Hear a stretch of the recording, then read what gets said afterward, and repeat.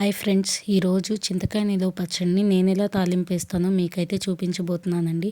దీన్ని చాలా రకాలుగా తాలింపు అయితే వేసుకుంటారనమాట.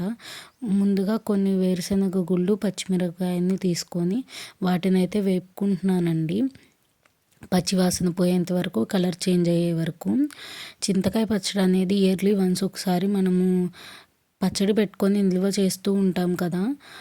దాన్ని చాలా రకాలుగా అయితే తాలింపు వేసుకుంటారు. ఎండుమిరపకాయలతో వేసుకుంటారు, ఇలా పచ్చిమిరపకాయలతో వేసుకుంటారు. ఎండుమిరపకాయలతో ఎలా వేసుకోవాలో మన ఛానల్లో ఆల్రెడీ వీడియో పెట్టాను. చూడని వాళ్ళు ఎవరైనా ఉంటే వెళ్ళి చూడండి. పచ్చిమిరపకాయలతో ఎలా తాలింపు వేసుకుంటారో మీకైతే చూపించబోతున్నాను.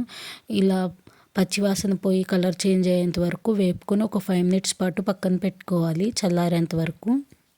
ఇప్పుడు మనం చింతకాయ నిలువ పచ్చడిని కొంచెం అయితే తీసుకోవాలి, కొంచెం అయితే సరిపోతుందన్నమాట.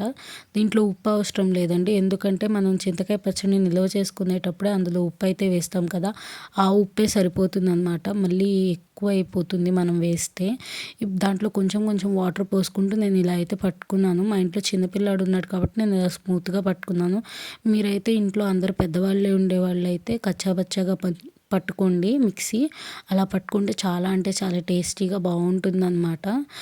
ఇప్పుడు దీనికైతే తాలింపు వేసేసుకుందాం. కొంచెం ఆయిల్ వేసుకొని కొన్ని తిరగమాత గింజలు, కరివేపాకు, ఎండుమిరపకాయలు అయితే వేసేసుకున్నాను. ఇవన్నీ బాగా వేగిన తర్వాత మనం ముందుగా మిక్సీ పట్టుకున్న పచ్చడిని అయితే ఇందులో వేసేసి ఒక్క 2 మినిట్స్ ఉంచేసి దించేసుకుంటే ఎంతో టేస్టీ చింతకాయ పచ్చడి తాలింపు అయితే రెడీ అయిపోతుందన్నమాట. మీరు మన ఛానల్ని ఫస్ట్ టైం చూస్తున్న వాళ్ళైతే మన ఛానల్ని సబ్స్క్రైబ్ చేసుకోవడం మాత్రం మర్చిపోవద్దు, కామెంట్ చేయడం మాత్రం మర్చిపోవద్దు. మరిన్ని రెసిపీస్ కోసం కానీ ఇంకా ఎక్కడికన్నా వెళ్ళిన టూరిస్ట్ వీడియోస్ కావాలంటే మన ఛానల్ని సబ్స్క్రైబ్ చేసుకోండి. నేను ఈ మధ్య కొత్త రెసిపీస్ అన్ని నేర్చుకుంటున్నాను, అవన్నీ మీతో అయితే షేర్ చేసుకుంటాను.